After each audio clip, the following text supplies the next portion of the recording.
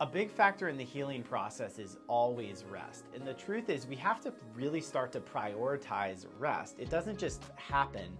And in fact, in a society that we live in, we're bombarded with so much information. And at any moment, even on our phone, if you're watching this video, we can have access to information in so many different ways, from written text to video to whatever it may be.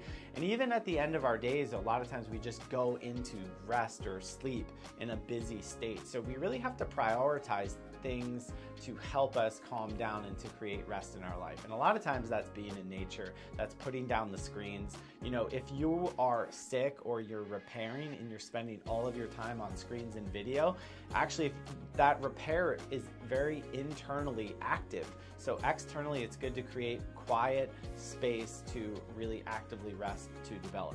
Now we can get outside. It's a perfect time of year to spend more time outdoors without technology and just bask in the sun and really in nature. It's very therapeutic, it's very reparative, and if you don't plan for rest, you're really not going to get it in this day and age, because you're going to be advertised to, pulled in, drawn in, and you're not going to get the adequate rest that you need to repair and recover.